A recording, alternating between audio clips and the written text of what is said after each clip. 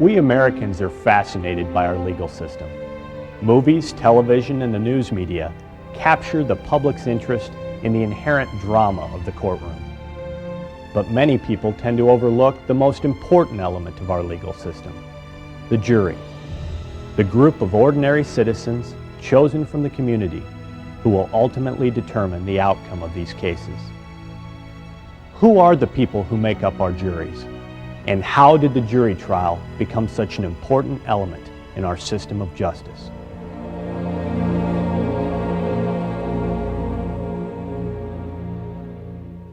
The concept of jury trials dates as far back as 400 BC in ancient Greece.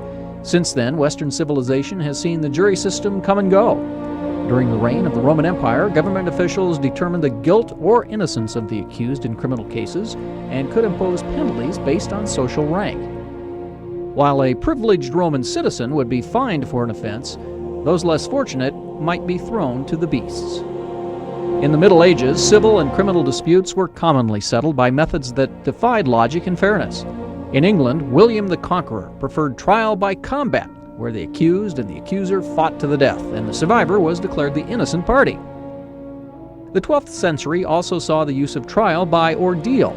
An accused would be forced to plunge his hand into boiling water to see if it would become infected, the assumption being that God would quickly heal the hands of those who were innocent. Most of the time in medieval England, however, people didn't receive trials at all. The king and his lords held absolute power. Property was seized, and people were imprisoned or executed based upon nothing more than royal declaration. Things changed in the year 1215 when English citizens forced King John to sign the Magna Carta, a document that guaranteed citizens the right to a jury of their peers, making the jury trial a permanent right under English law. The jury system came to America along with the first English colonists in the 1600s. But by the late 1700s, the British government was denying the colonists the right to trial by jury. Without this right, the British colonial courts became merely an instrument of the king to deprive the colonists of their liberties. In 1776, Thomas Jefferson listed the denial of the right to trial by jury as an important reason for the Declaration of Independence. The respective colonies are entitled to the common law of England, and more especially to the great and inestimable privilege of being tried by their peers of the community according to the course of law. American colonists later fought and died for their independence and for the right to trial by jury, which would become one of the cornerstones of our system of justice. After America gained its independence from England, the Founding Fathers guaranteed the right to trial by jury in the Constitution and the Bill of Rights. As the nation grew westward, this new American system of justice followed. In Western territories, where the law was once laid down by the gun and sheriff's posse, the principles of American law and jury trial eventually found their way into the frontier. In our state, the right to trial by jury goes as far back as July 13, 1787, when Congress passed the Northwest Ordinance, providing for the right to trial by jury in the area that would eventually become the territory of Iowa. When Iowa was later admitted to the United States in 1846, the Iowa State Constitution expressly stated that its citizens' right to trial by jury would never be violated. That is still true today.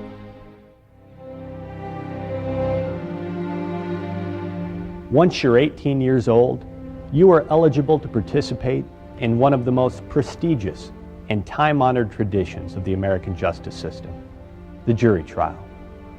Throughout your life, you may be called upon to serve on a jury in your community. And whether it's a famous case that makes the headlines or a case that few people outside the courtroom know anything about, you can be sure that you will be faced with questions that are of vital importance to the people involved. Serving on a jury is not just a responsibility of citizenship. It's an exciting opportunity to have a voice in our legal system. Jury duty is a way for ordinary citizens to control the authority of the government and decide what is just. Juries have been an important part of our legal system from the beginning. As you will learn, some jury verdicts have had a profound impact on our society. But no matter what the case is about, or how much or little media attention the case gets, when you serve on a jury, you are acting as the conscience of your community. In We the Jury, the Young Lawyers Division will help prepare you for jury service by allowing you to experience firsthand what it's like to serve on a jury. You will be selected as a juror. You will then observe a trial from beginning to end. You will listen to evidence from witnesses and argument from lawyers. You will deliberate with fellow jurors. And in the end, you will reach a verdict that determines the fate of another human being. On behalf of the Young Lawyers Division, I invite you to experience the jury process. Enjoy it as you learn from it.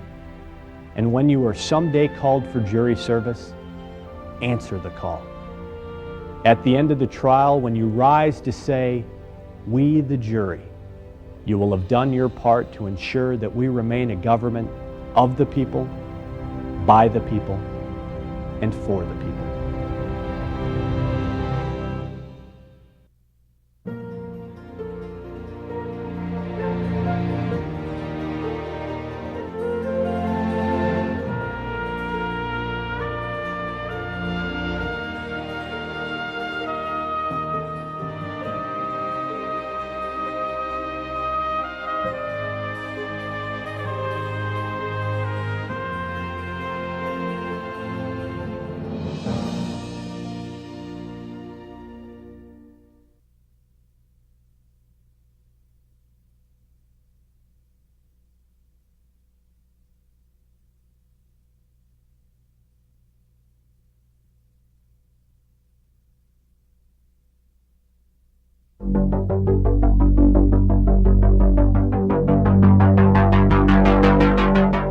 All rise. Court is now in session. The Honorable Judge Nicholas McCary presiding.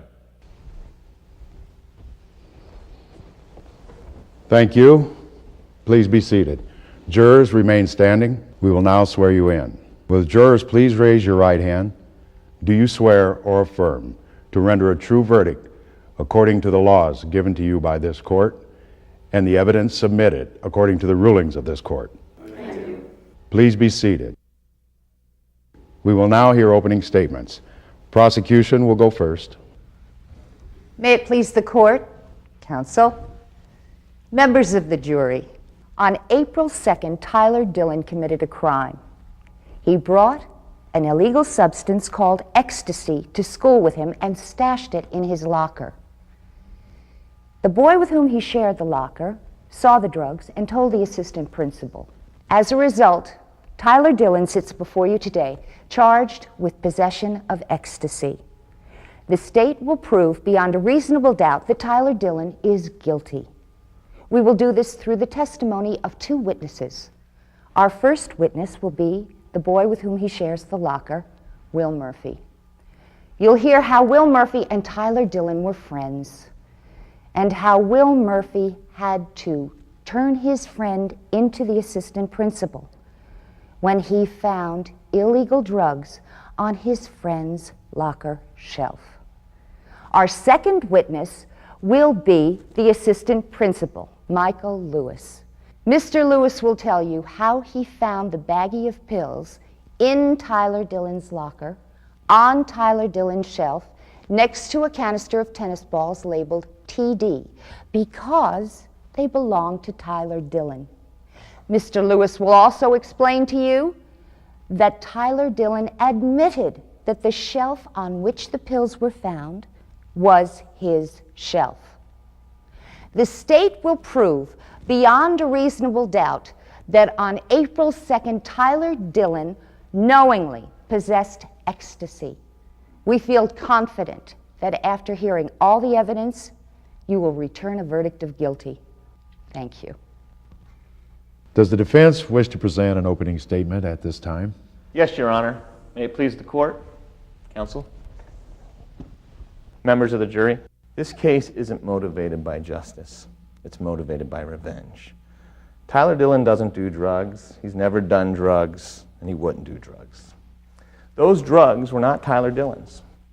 The only reason we're here today is because Will Murphy was mad at Tyler Dillon, wanted to get back at him, wanted to get revenge on him.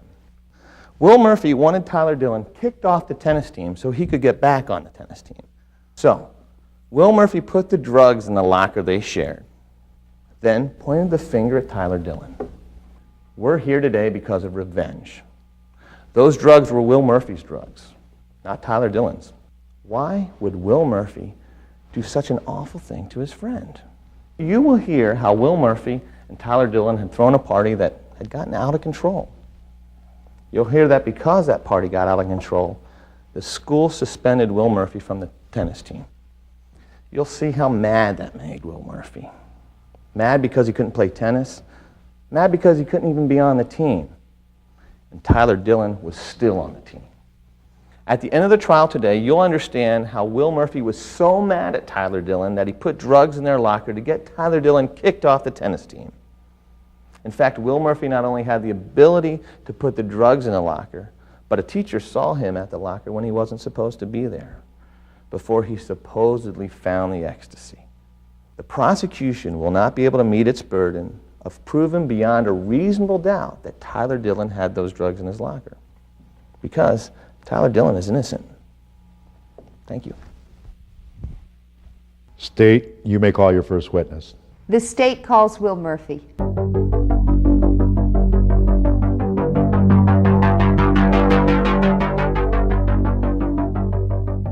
Would you introduce yourself to the jury, please? My name is Will Murphy. How old are you, Will? I'm 18. Do you go to school? Yes, I'm a student at University High. Do you know Tyler Dillon? Yeah, we go to school together and used to share a locker. I've known him since we were in grade school. What do you mean you used to share a locker?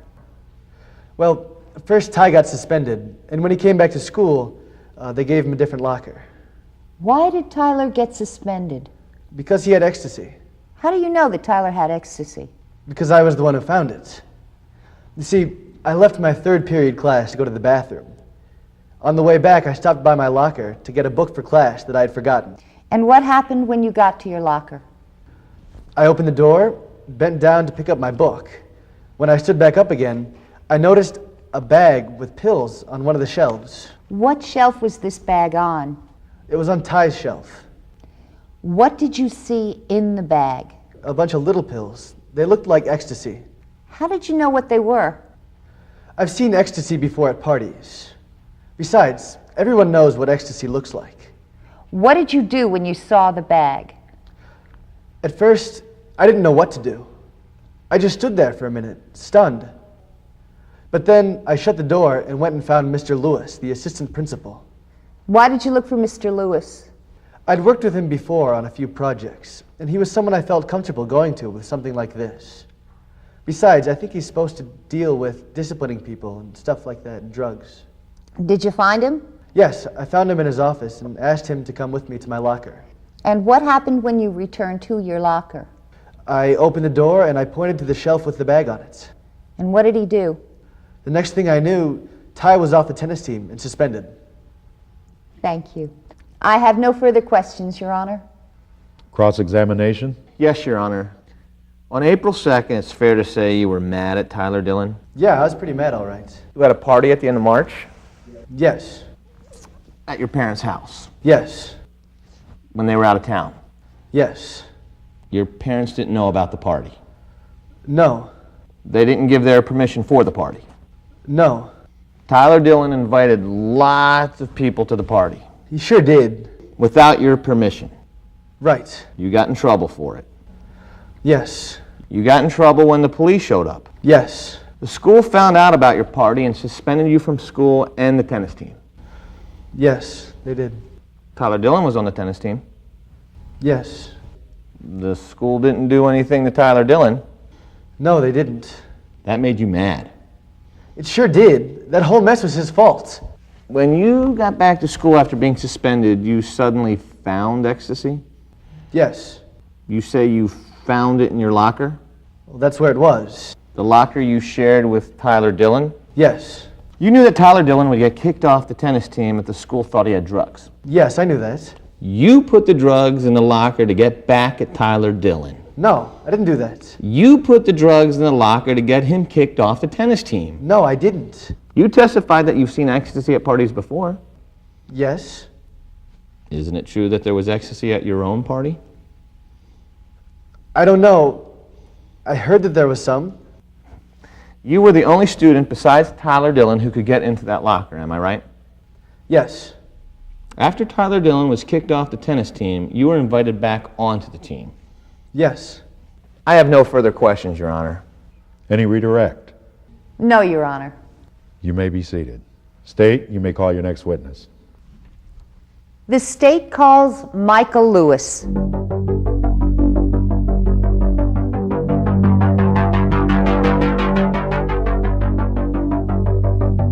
Please introduce yourself to the jury. My name is Michael Lewis. And what do you do for a living? I'm an assistant principal at University High School in Iowa County. And what is your training as an assistant principal? I graduated from Iowa State University with a degree in secondary education. I taught English for 5 years, and then I got my master's at the University of Northern Iowa in school administration, and I've been an assistant principal for 4 years. And what are your responsibilities as an assistant principal? I'm in charge of student discipline, which includes investigating reports of student misconduct and recommending appropriate discipline to the principal and other duties. Do you know a person by the name of Tyler Dillon? Yes, I do. He's sitting right there in the blue shirt. He's a senior at University High School. When is the last time you spoke to Tyler Dillon? On April 2nd, when I recommended that he be suspended. Why did you recommend he be suspended? I found a bag of drugs in his locker. How did you find the bag? Another student, Will Murphy, showed it to me. How did you know it was ecstasy? Well, as part of my job, I've had training with the local police in identifying certain drugs, and I'd also seen ecstasy in the school before. Your Honor, may I approach? You may. Thank you.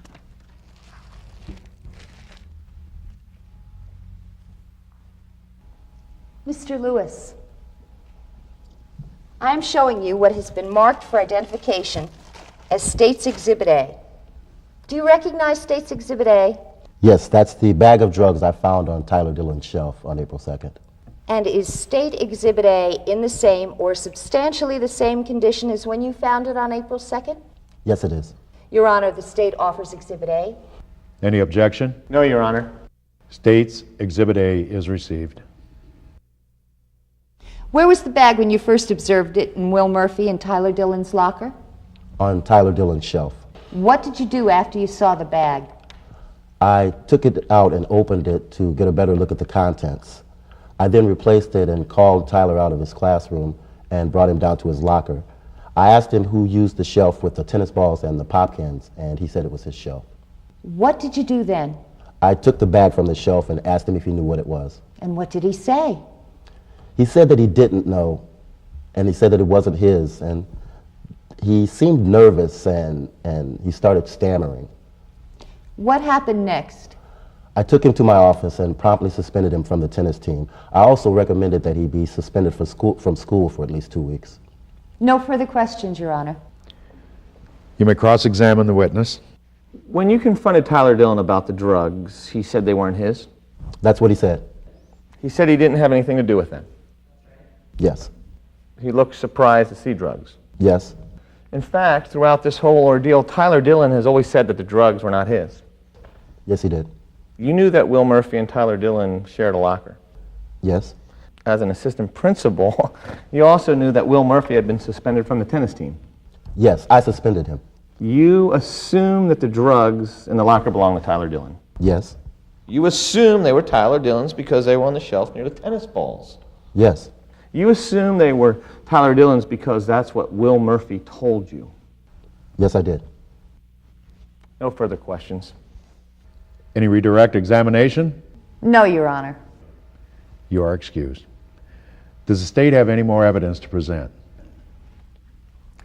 The only other evidence that the state wishes to present, Your Honor, is to agree with the defense that the pills found in the locker were tested by a drug lab and found to be ecstasy. Is that correct, counsel? Yes, Your Honor. Very well. The jury is instructed that the pills found in the locker were ecstasy. Does the state have any further evidence to present? No, Your Honor. The state rests. Does the defense wish to present any evidence? Yes, Your Honor. The defense calls Meredith Colfax to the stand.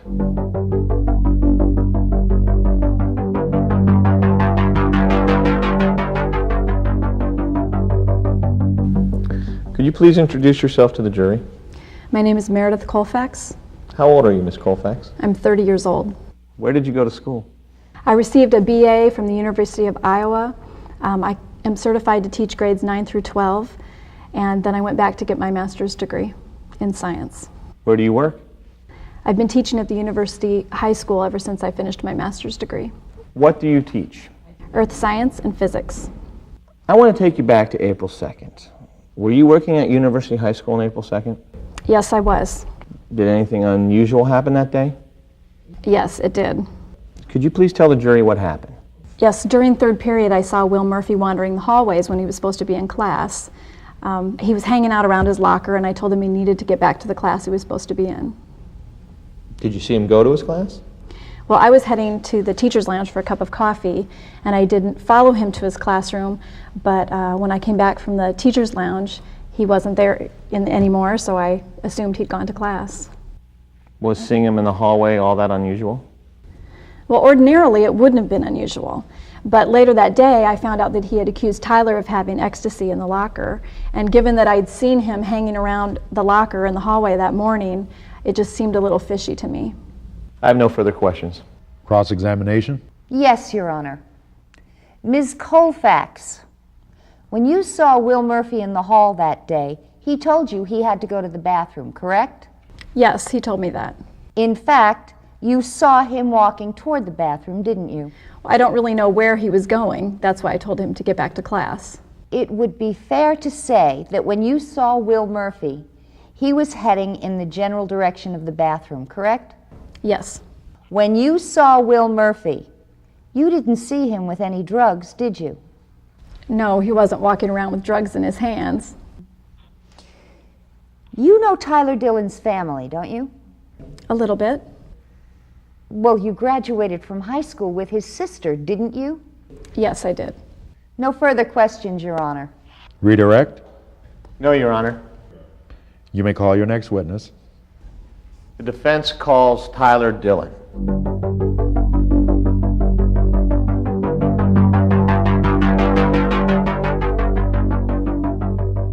Could you please introduce yourself to the jury? My name is Tyler Dillon, How old are you? 18 years old. Where do you go to school? Well, I'm back at University High School now. What do you mean you're back at University High School now? After I was accused of having ecstasy in my locker, they suspended me from school for 2 weeks. Now I'm back in school. Do you play any sports? I used to be on the tennis team, but I got kicked off because of this charge.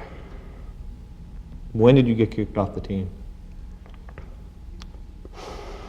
As soon as I was accused of having ecstasy in my locker.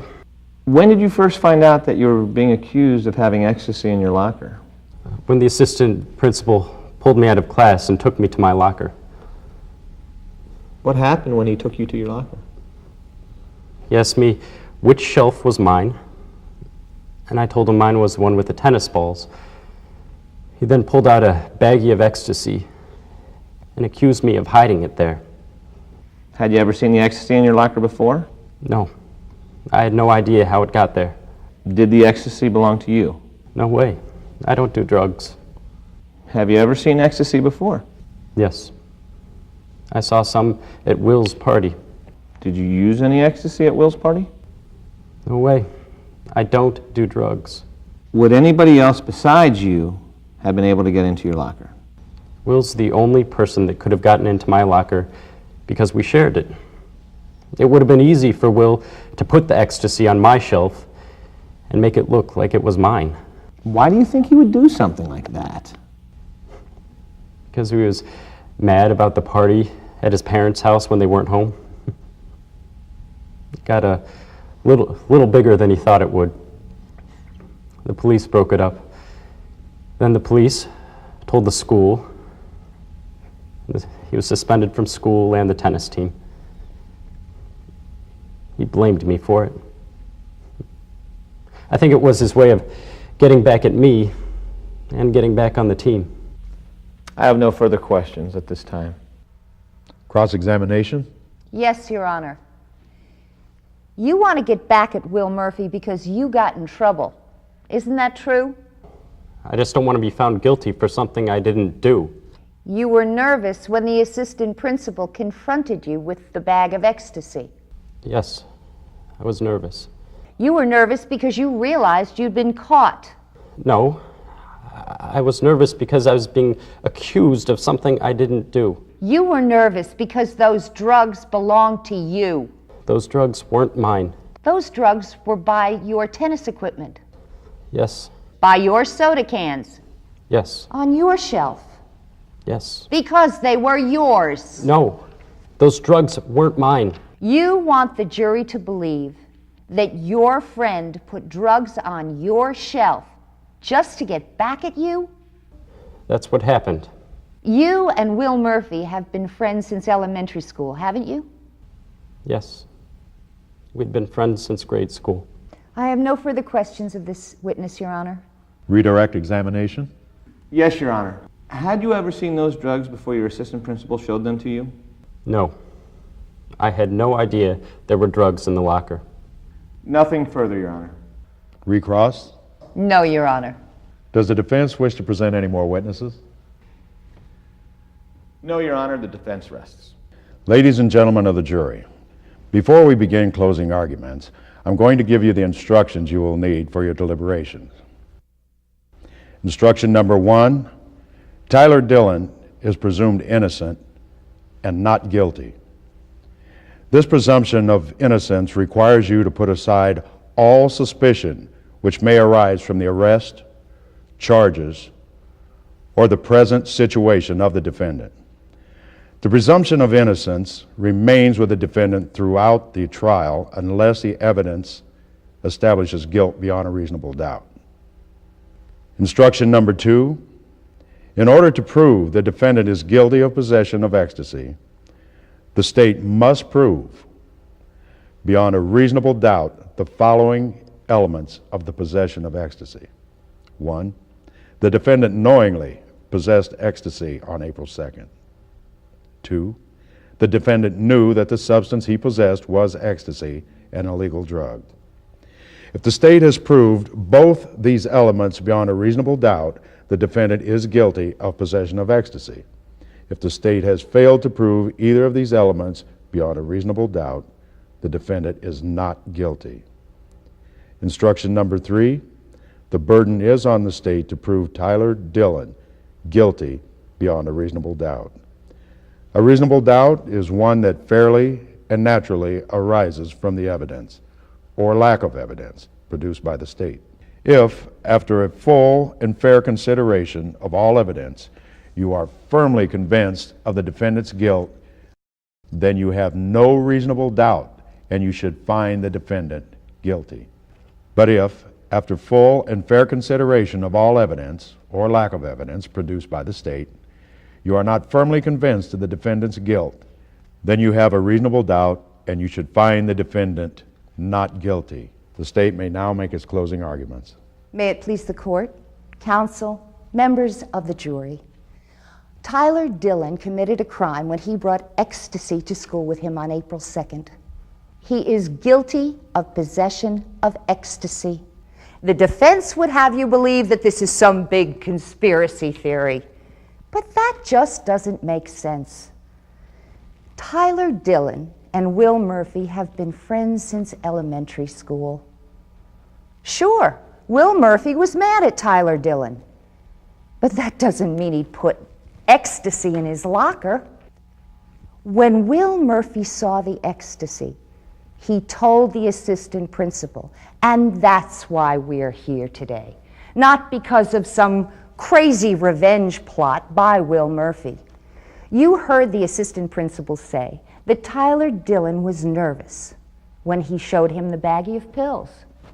Well, Tyler Dillon was nervous because Tyler Dillon was guilty. Tyler Dillon committed a crime when he brought ecstasy to school with him. The state has proven him guilty beyond a reasonable doubt. And now, ladies and gentlemen, it's up to you. Find him guilty. Thank you. Does the defense have a closing statement? Yes, Your Honor. May it please the court, counsel. Members of the jury, this case is not motivated by justice, it's motivated by revenge. Will Murphy was mad that his party got out of control.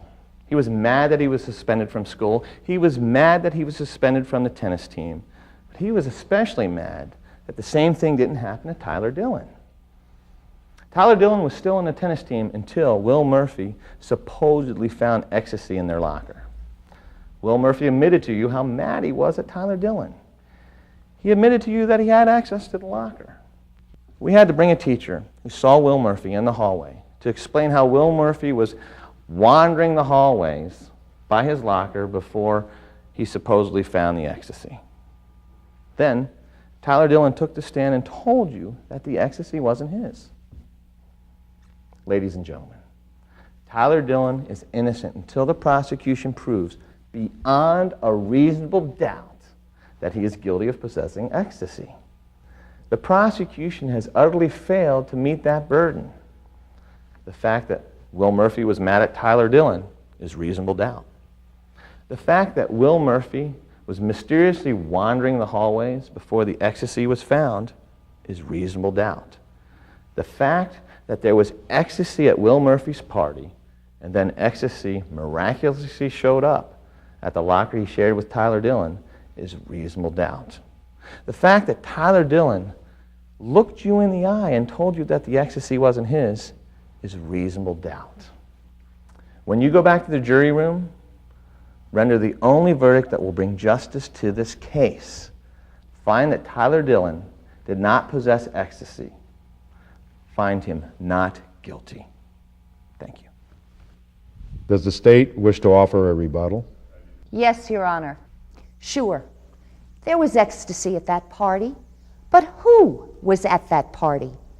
Tyler Dillon was at that party. In fact, it was Tyler Dillon's fault that the party got out of control.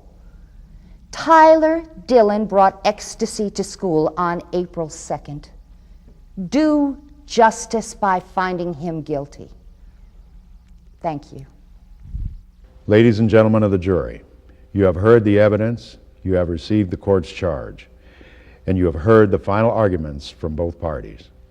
It is now the time in the trial when we hand the case over to you for your deliberations. You may now retire to the jury room.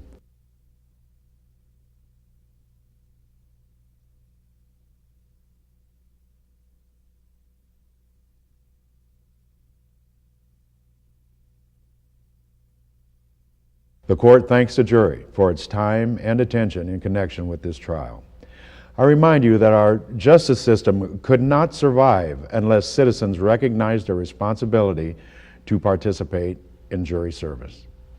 Has the jury reached a verdict in this case? Yes, we have, Your Honor. What say you? We, the jury, find the defendant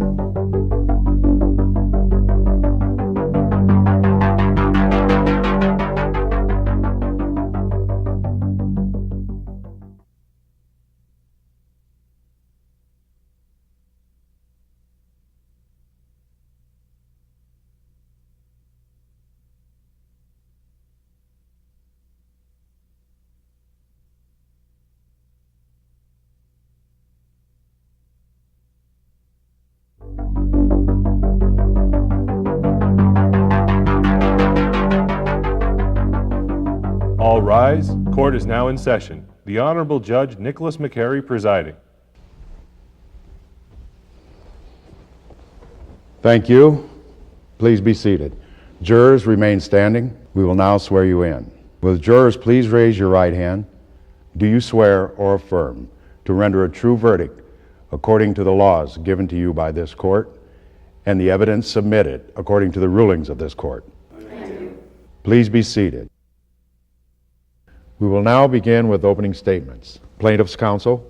May it please the court, counsel, members of the jury. We need to go back to the night of October 17th. It's a quiet night at Billy's Pub, a little tavern located about 8 miles outside of Gettysburg, Iowa. There's a bartender on duty by the name of Dallas Russell. You will hear that bartender Russell knows that he is not supposed to serve alcohol to an intoxicated customer. But you will also hear that bartender Russell's earnings depend on how much alcohol he sells. On this night, Brian Wilson, the owner of Wilson Construction, comes in after work. Mr. Wilson orders a meal and a beer. The bartender then begins to serve Mr. Wilson a steady stream of alcohol, progressing from beer to whiskey and Coke. Mr. Wilson's speech becomes slurred, and he staggers whenever he walks to the restroom. Despite this behavior, bartender Russell keeps the drinks coming for nearly 3.5 hours. He never cuts Mr. Wilson off. This is not the end of the story, because Mr. Wilson did not come to the tavern alone that night. Mr. Wilson had given a ride to his 23-year-old employee, Roy Phillips. After they ate dinner together, Mr. Wilson and Roy spent most of the evening on opposite sides of the room. Mr. Wilson on his bar stool, and Roy playing pool with another patron. There is very little discussion between the two until it's time to leave the bar.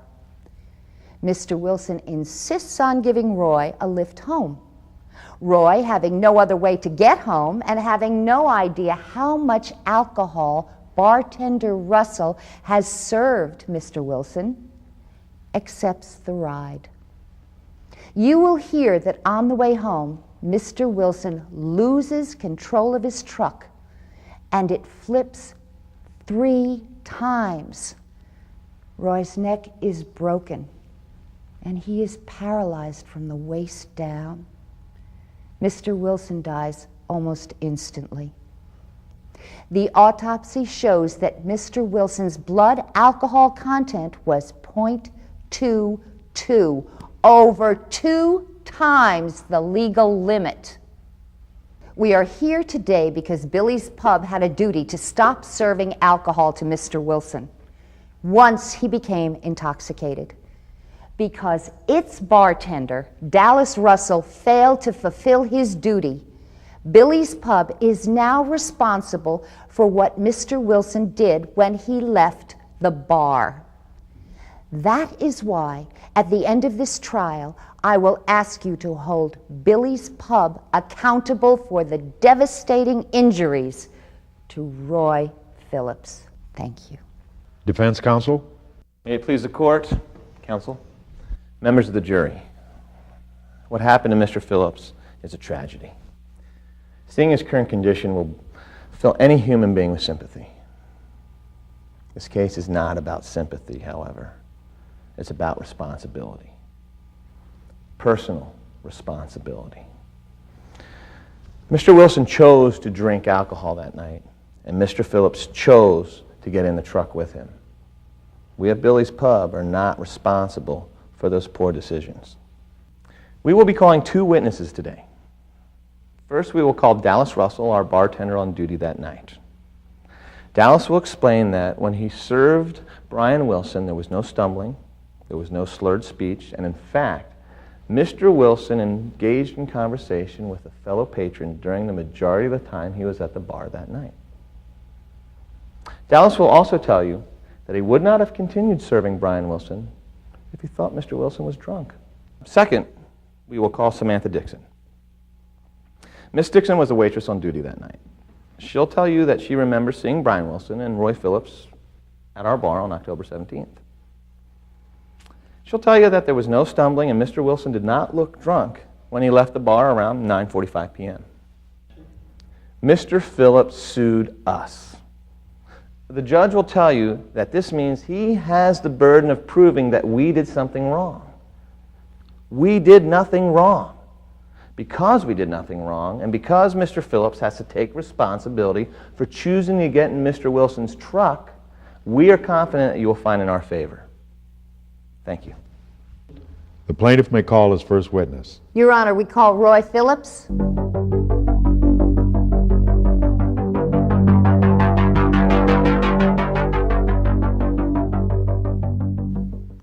Please state your name and age for the jury. Roy Phillips. I'm 24 years old. Where do you live? I've lived in Colesburg, Iowa my entire life. Are you employed? No, not since the crash. It paralyzed me from the waist down. I've been in rehabilitation ever since I left the hospital. What did you do for a living before the crash? I worked for Wilson Construction as a heavy equipment operator. I want to go back to October 17th, the day of the crash. Did you go to work that day? Yes, I did. I drove in about 30 miles from my home. I got there about 7 o'clock in the morning. And how long did you work that day? I worked a whole day. I probably called it quits about 5:45 that night. What did you do after work? Well, my boss, Brian Wilson, he invited me to a fish fry at a local bar he knew about. When it came time for us to leave, he had me leave my car at the job site. He said the bar was a little out of the way and it would be silly for us to take two vehicles. How were you going to get your car? We both live in Colesburg, so he said he would drive me straight home after supper and then bring me to work in the morning. I could get my car then. So, did you ride with Mr. Wilson to supper? Yes, I did. Where did he take you? Kind of to the middle of nowhere. A local bar called Billy's Pub. It was off Highway 30, about 8 miles from Gettysburg. What did you do when you arrived? Brian and I sat at the bar and had the fish special and a couple of beers. After that, I got up and went to the other side of the bar where I chatted and played pool for a couple of hours with the woman I met. What was Mr. Wilson doing when you were playing pool? He had met a man while we were eating, and they began talking about a paving project. I wasn't really paying much attention to them after I went to play pool, but I think they talked for quite a while. When is the next time you specifically remember seeing Mr. Wilson? The woman I was playing pool with left with a couple of her friends, and I went looking for Brian. I found him sitting alone at the bar talking to the bartender. How many people were in the bar at this point? We were about it, except for the bar staff, maybe one or two others.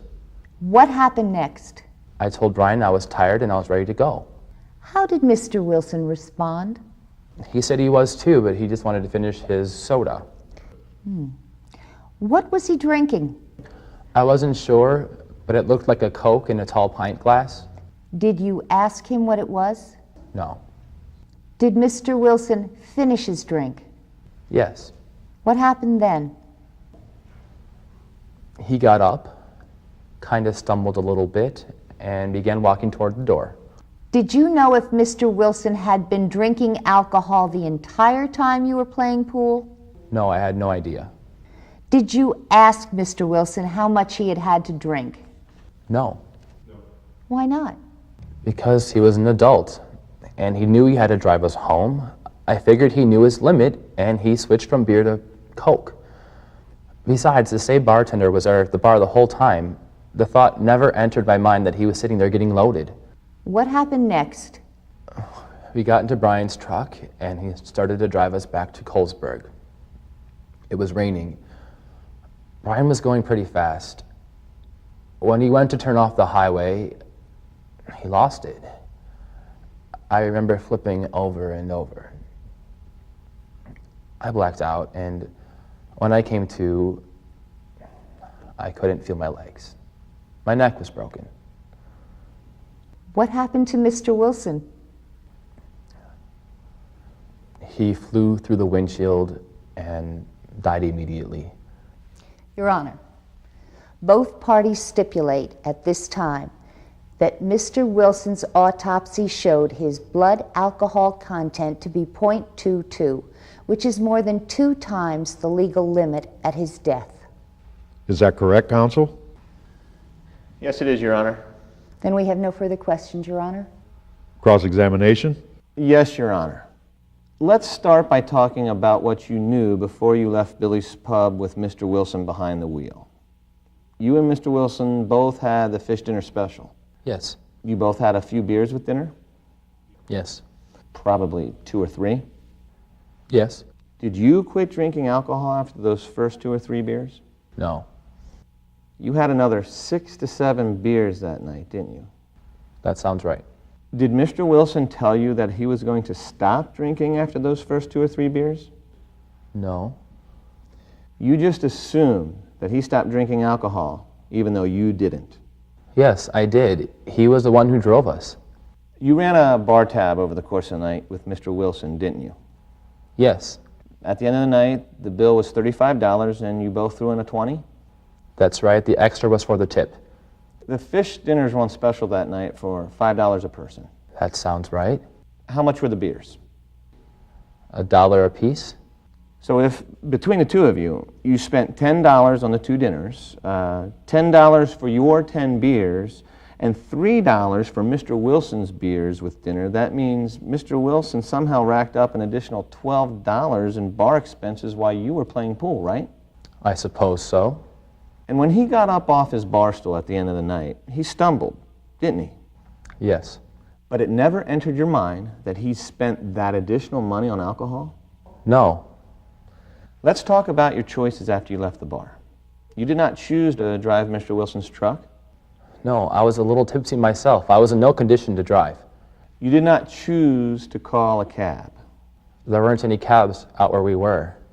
You did not choose to have someone from your hometown come to pick you up. It was 10 o'clock p.m. Everyone I knew was in for the night. You didn't even try to find a ride, did you? No, I didn't. Instead, you chose to get into the vehicle that Mr. Wilson was driving. Yes. After he had just spent nearly 3 hours sitting in a bar? Yes. No further questions. Redirect. Did you have any other way to get home that night? No, I was in the middle of nowhere with no car in the middle of the thunderstorm. Besides, I had no idea that Brian was drunk. No further questions, Your Honor. You may step down. The plaintiff may call the next witness. Your Honor, we call Preston Miller.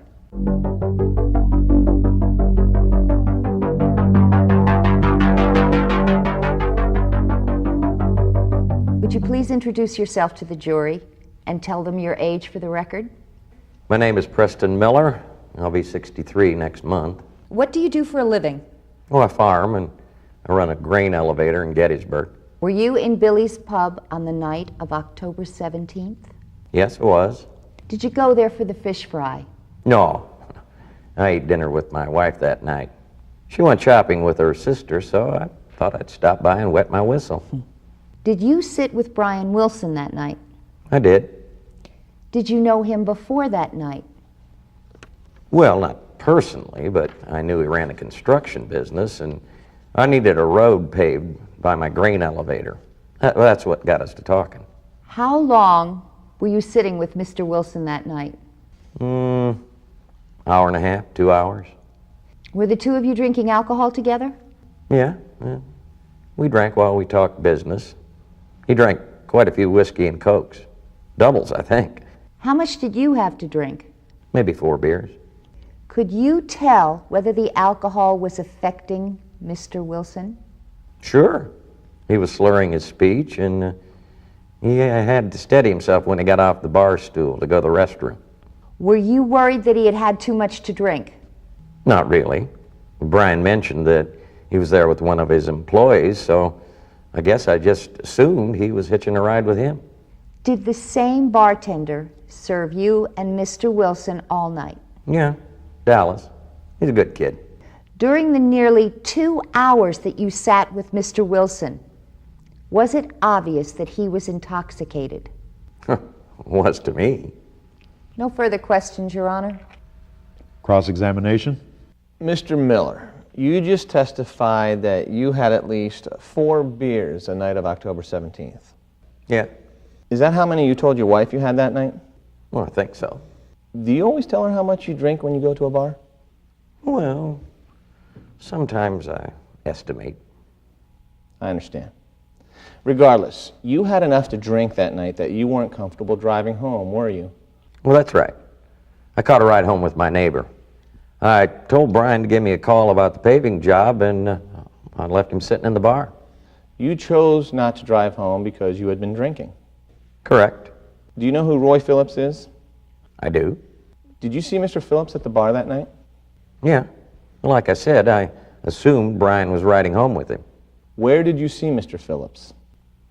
Well, he was playing pool with some lady, and he came up to the bar several times for beer.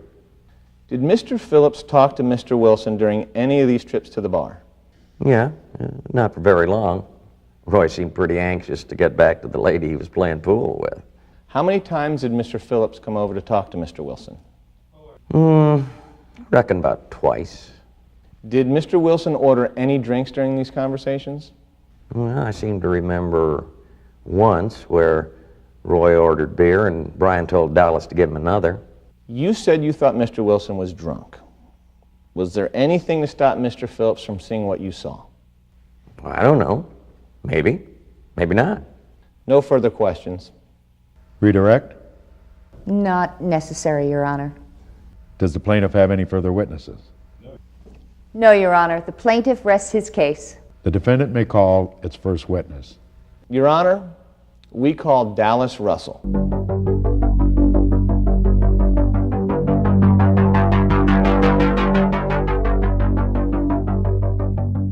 Please introduce yourself to the jury.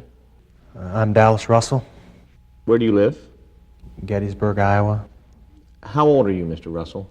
I'm 37. What do you do for a living? I have two jobs. During the day, I run a canoe rental business on the Madison River called Russell Canoes. And during the evening, I'm a bartender at Billy's Pub. How long have you been a bartender? A little over three years now. Were you working at Billy's Pub on October 17th? Yes, I was. Do you remember serving Brian Wilson and Roy Phillips that night?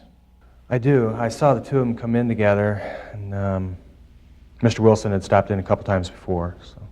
What was Brian Wilson drinking that night? Whiskey and Cokes. He also had some beer with his dinner, and he had the fish special, I think. What was Roy Phillips drinking? He stuck to beer the whole night. How long were Mr. Wilson and Mr. Phillips in Billy's on October 17th? Well, I'd have to say about 3.5 hours.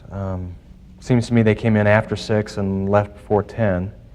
I remember they were talking about how they had to quit work for the day because it was getting dark and there was a storm coming in.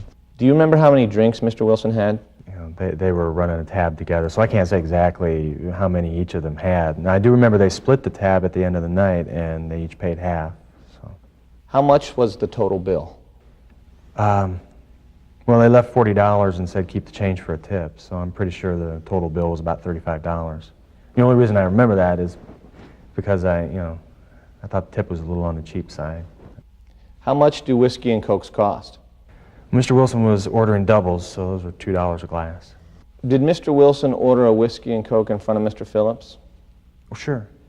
Well, they each placed their orders at the same time, at least once or twice. Mr. Wilson kept saying, another double, Dallas. So. At any point during the evening, did you think Mr. Wilson was intoxicated? No, I didn't. He was talking business with one of our regulars, Preston Miller, and seemed to carry on his end of the conversation just fine. I was more concerned about Preston because I have had to cut him off before.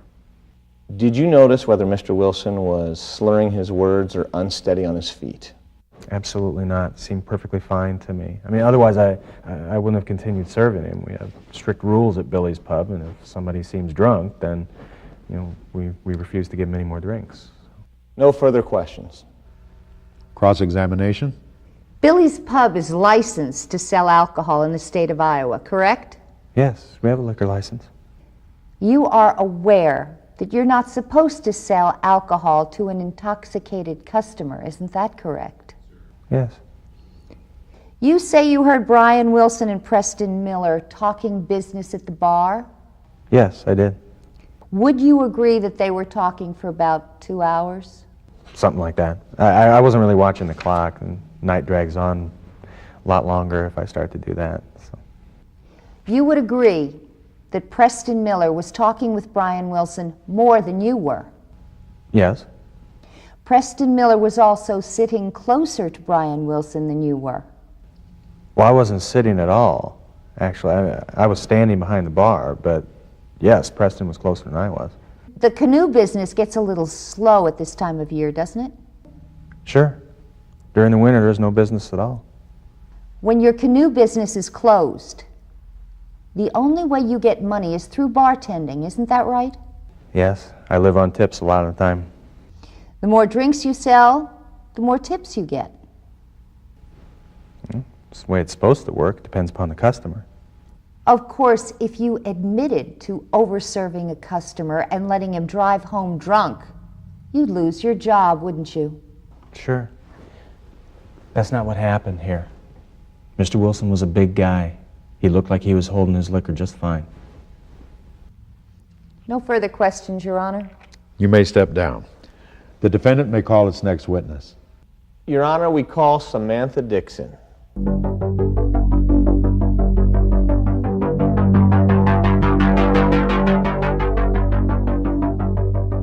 Please introduce yourself to the jury. I'm Samantha Dixon. I live in Colesburg, and I live with my husband and my 3 kids. How old are your children? I have 2 boys and a girl. The boys are 13 and 11, and my girl is 9. Where do you work, Miss Dixon? I'm a waitress at Billy's Pub. How long have you been a waitress? I started back again after my youngest went to kindergarten, so it'd be 4 years now. Were you working on October 17th? Yes, I was. Do you remember serving Mr. Wilson and Mr. Phillips that night? I do. They both had the fish special for supper. Do you know whether Mr. Phillips and Mr. Wilson drank any alcohol that night? Well, they both had beer with supper, and then I remember noticing that Mr. Wilson switched to whiskey and Coke at some point, but I don't know when. And I think Mr. Phillips kept drinking beer. Was it obvious to you that Mr. Wilson continued to drink alcohol throughout the evening? Well, sure. He had a beer or a mixed drink in front of him every time I saw him. Do you remember how many drinks they each had? I really don't. I served them supper and brought some beers to Mr. Phillips while he was playing pool, but Dallas took care of the bill. Do you know how much the total bill was? No, I only know that my cut of the tip was $2, which was kind of low, given how long they'd been there. Did you see Mr. Wilson when he was sitting at the bar? Sure, it wasn't very busy that night. I saw him talking to Preston Miller, and I saw him leave. Did you ever notice Mr. Wilson slurring his words that evening? No, he was talking normally. Did you ever see Mr. Wilson stagger or stumble that evening? No, I was shocked to hear about the car accident because he did not look drunk when he left the bar. No further questions. Cross-examination? Ms. Dixon, you didn't serve Mr. Wilson drinks at the bar that night, did you? I served Mr. Wilson supper, but since he stayed at the bar after supper, Dallas was in charge of the drinks. So it would be fair to say then that you don't know how many drinks Mr. Wilson had drunk that night, correct? Yes, I don't know how many he had. Because Dallas was doing the serving. Is that right? Yes. Would it also be fair to say that every time you saw Mr. Wilson, he had a drink in front of him? Sure, but that doesn't mean it was a different drink. Like I said, I wasn't keeping track.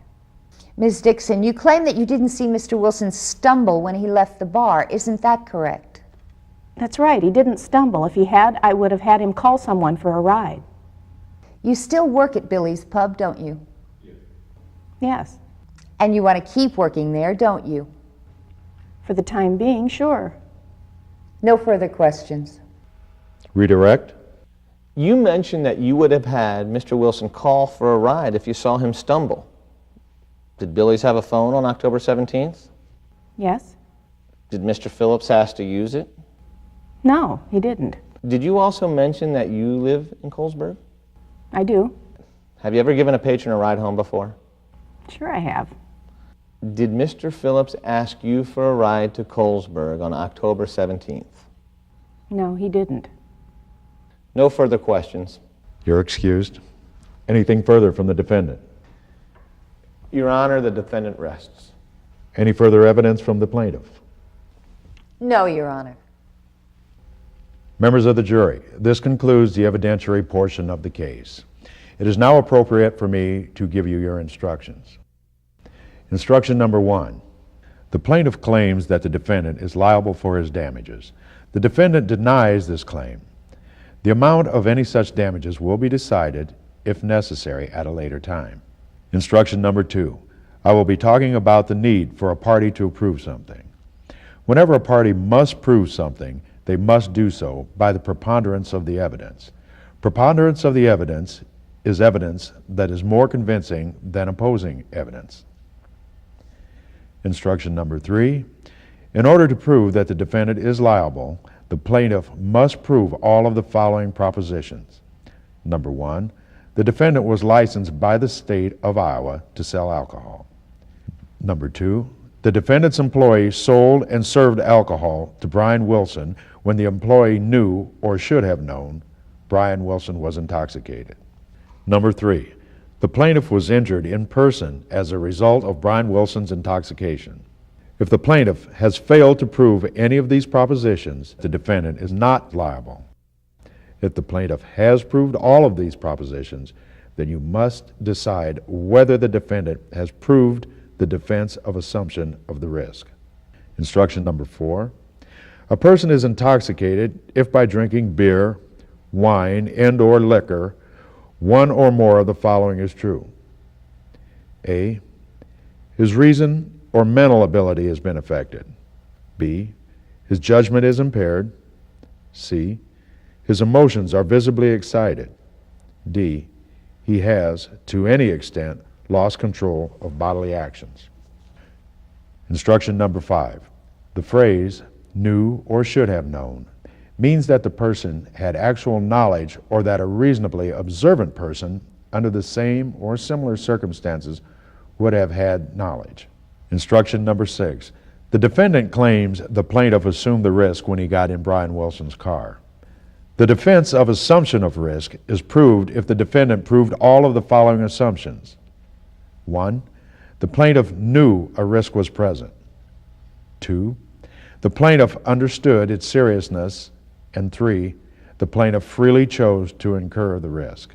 If the defendant has proved each of these propositions, then the plaintiff assumed the risk he was taking and cannot recover damages as a result of taking the risk. If the defendant has failed to prove any of these propositions, the plaintiff is entitled to compensation for his damages in some amount. Counsel may make their closing arguments. May it please the court, counsel, members of the jury. Of the 3 things that we, the plaintiff, had to prove, 2 are not in dispute. The defense admits that Billy's Pub was licensed by the state of Iowa to sell alcohol. The defense also admit that Brian Wilson's blood alcohol level was twice the legal limit when he left the defendant's bar.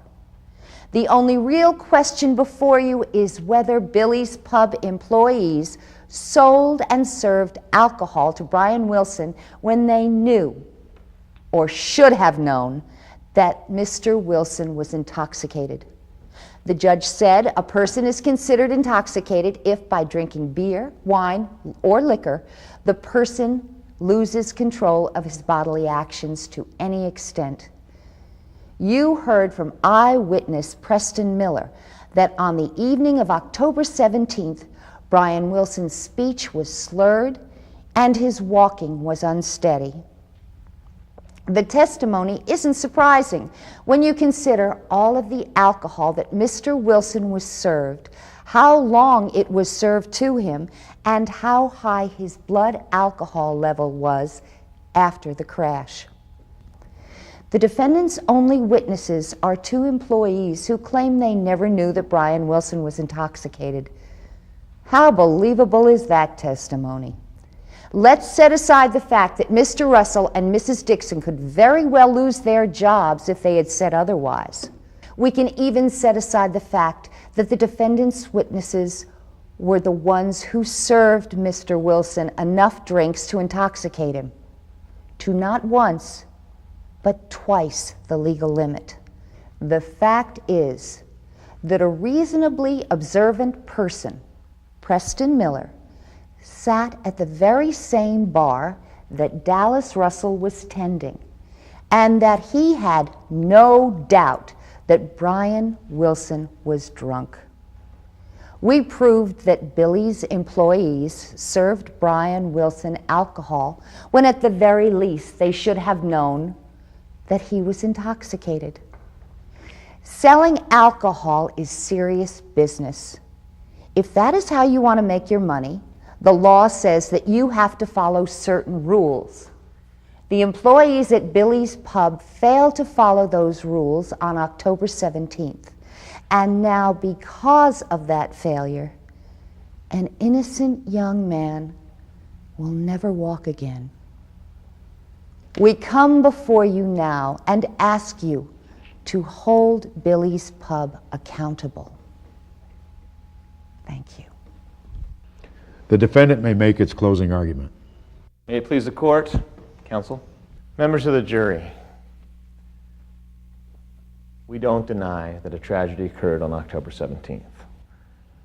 A man is dead and another is paralyzed. The question before you is why?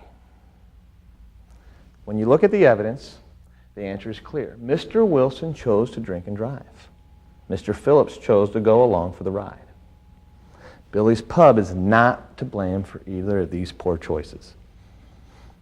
It's a matter of personal responsibility. The plaintiff failed to prove that Billy's Pub employees sold and served alcohol to Brian Wilson when they knew, or should have known, that Mr. Wilson was intoxicated. No one got on the stand today and described Mr. Wilson making a spectacle of himself on the night of October 17th. To the contrary, it is undisputed that he was able to carry on a lengthy business conversation. All the plaintiff offered was the perspective of one person who was drinking himself, who gave his personal opinion that Brian Wilson seemed intoxicated. I ask you, if that condition was so obvious, how did Mr. Phillips miss it during the times that he came back to the bar to order drinks? The plaintiff can't have it both ways. Either Mr. Wilson was obviously drunk and Mr. Phillips knew it, or the condition wasn't obvious and our employees can't be blamed for missing it. Because the plaintiff failed to fulfill his burden of proof, Billy's Pub cannot be liable for Mr. Wilson's actions. In addition, regardless of how you decide the question of the pub's liability, Mr. Phillips cannot recover damages in this case because he assumed the risk of riding with Mr. Wilson that night. We proved three things in this regard. First, Mr. Phillips knew a risk was present. He knew Mr. Wilson was his ride home. He knew Mr. Wilson had been drinking. He even claims he saw Mr. Wilson stumble on the way out of the bar. Second, Mr. Phillips understood the seriousness of the risk. Mr. Phillips told you that he did not offer to drive because he was tipsy after drinking 10 beers. It's unreasonable to think that Mr. Phillips recognized that it was wrong for him to drive, but did not reach the same conclusion about Mr. Wilson, a man who had spent several hours drinking doubles at the bar. Third, Mr. Phillips freely chose to incur the risk. Mr. Phillips did not have to get in the truck with Mr. Wilson. He could have gotten a ride home from someone else at the bar. He could have called to have someone from home pick him up. He didn't even look for an alternative. Mr. Phillips chose poorly that night, and he cannot blame his choice on Billy's Pub. What happened to Mr. Phillips is tragic, but it is a tragedy for which Mr. Phillips is personally responsible. That is why we ask that you find Billy's Pub not liable in this case. Thank you. Rebuttal? Roy Phillips didn't assume any risk because he didn't know that Brian Wilson was drunk. Why should Dallas Russell have realized it when Roy Phillips could not? Russell knew that Wilson was drinking whiskey in his Coke. Roy did not. Russell knew how many drinks he served to Wilson. Roy did not. Russell spent 3 hours across an oak bar from Wilson that night. Roy spent that time across the room. It was Dallas Russell's job to know when his customers had had enough to drink, Whether it was an oversight or a conscious attempt to sell more alcohol and make more money, the bottom line is Russell broke the rules and Roy paid the price. Defense counsel is right. This case is about responsibility, the bar's responsibility. Don't let Billy's Pub duck its responsibility to Roy Phillips. Thank you. Ladies and gentlemen of the jury, you have heard the evidence, you have received the court's charge, and you have heard the final arguments from both parties. It is now the time in the trial when we hand the case over to you for your deliberations. You may now retire to the jury room.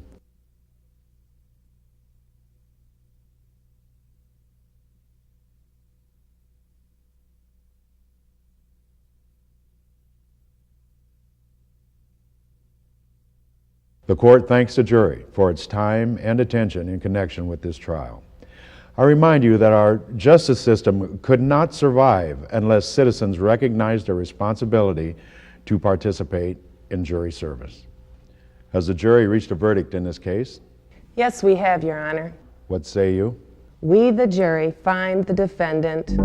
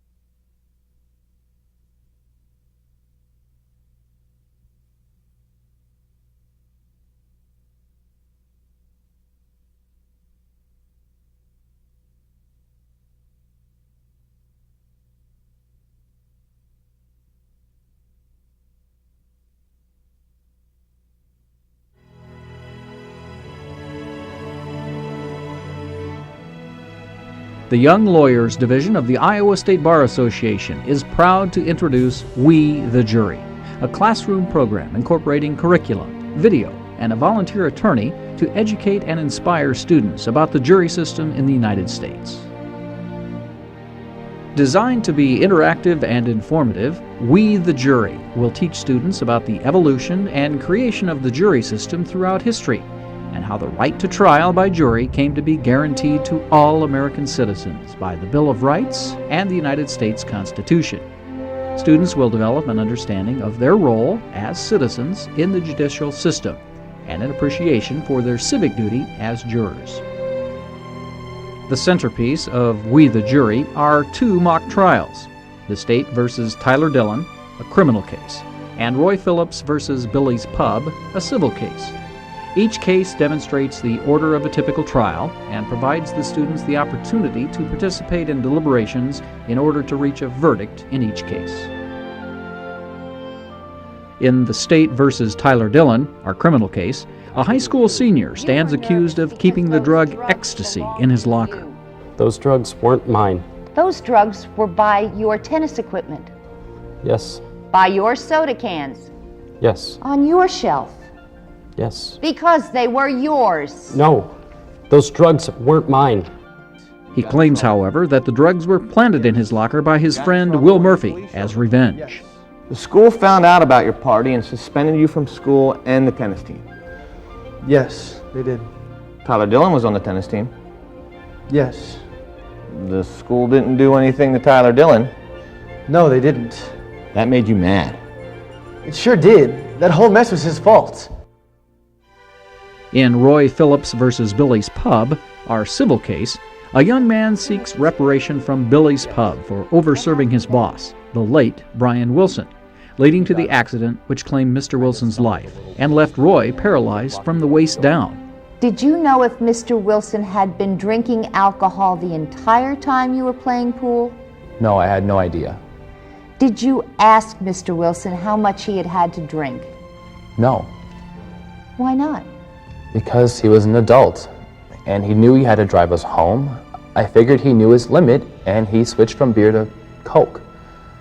Besides, the same bartender was there at the bar the whole time.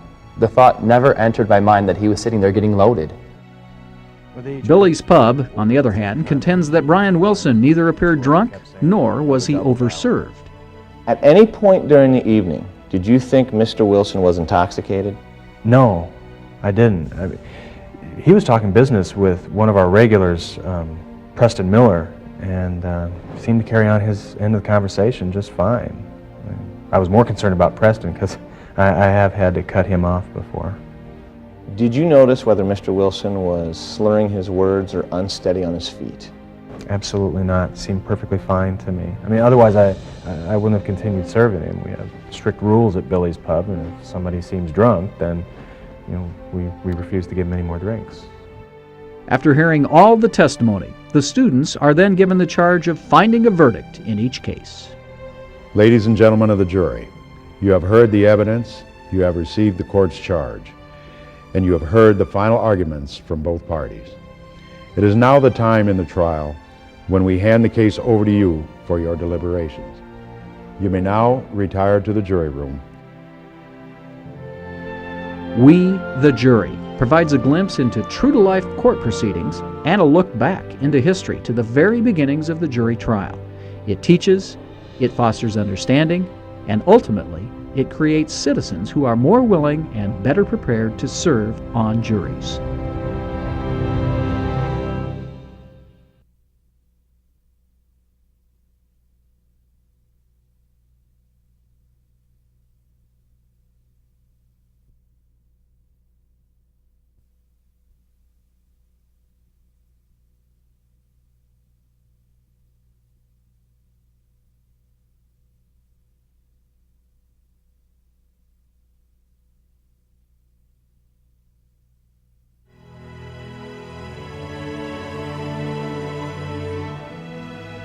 The Young Lawyers Division of the Iowa State Bar Association is proud to introduce We, the Jury, a classroom program incorporating curriculum, video, and a volunteer attorney to educate and inspire students about the jury system in the United States. Designed to be interactive and informative, We, the Jury, will teach students about the evolution and creation of the jury system throughout history, and how the right to trial by jury came to be guaranteed to all American citizens by the Bill of Rights and the United States Constitution. Students will develop an understanding of their role as citizens in the judicial system and an appreciation for their civic duty as jurors. The centerpiece of We, the Jury are two mock trials, the State versus Tyler Dillon, a criminal case, and Roy Phillips versus Billy's Pub, a civil case. Each case demonstrates the order of a typical trial and provides the students the opportunity to participate in deliberations in order to reach a verdict in each case. In the State versus Tyler Dillon, our criminal case, a high school senior stands accused of keeping the drug ecstasy in his locker. Those drugs weren't mine. Those drugs were by your tennis equipment, Yes, by your soda cans, yes, on your shelf, yes. because they were yours. No, those drugs weren't mine. He claims, however, that the drugs were planted in his locker by his friend Will Murphy as revenge. The school found out about your party and suspended you from school and the tennis team. Yes, they did. Tyler Dillon was on the tennis team. Yes. The school didn't do anything to Tyler Dillon. No, they didn't. That made you mad. It sure did. That whole mess was his fault. In Roy Phillips versus Billy's Pub, our civil case, a young man seeks reparation from Billy's Pub for overserving his boss, the late Brian Wilson, leading to the accident which claimed Mr. Wilson's life and left Roy paralyzed from the waist down. Did you know if Mr. Wilson had been drinking alcohol the entire time you were playing pool? No, I had no idea. Did you ask Mr. Wilson how much he had had to drink? No, Why not? because he was an adult and he knew he had to drive us home. I figured he knew his limit and he switched from beer to Coke. Besides, the same bartender was there at the bar the whole time. The thought never entered my mind that he was sitting there getting loaded. Billy's Pub, on the other hand, contends that Brian Wilson neither appeared drunk nor was he overserved. At any point during the evening, did you think Mr. Wilson was intoxicated? No, I didn't. He was talking business with one of our regulars, Preston Miller, and seemed to carry on his end of the conversation just fine. I was more concerned about Preston because I have had to cut him off before. Did you notice whether Mr. Wilson was slurring his words or unsteady on his feet? Absolutely not. Seemed perfectly fine to me. I mean, otherwise I wouldn't have continued serving him. We have strict rules at Billy's Pub, and if somebody seems drunk, then we refuse to give them any more drinks. After hearing all the testimony, the students are then given the charge of finding a verdict in each case. Ladies and gentlemen of the jury, you have heard the evidence, you have received the court's charge, and you have heard the final arguments from both parties. It is now the time in the trial when we hand the case over to you for your deliberations. You may now retire to the jury room. We, the Jury, provides a glimpse into true-to-life court proceedings and a look back into history to the very beginnings of the jury trial. It teaches, it fosters understanding, and ultimately, it creates citizens who are more willing and better prepared to serve on juries.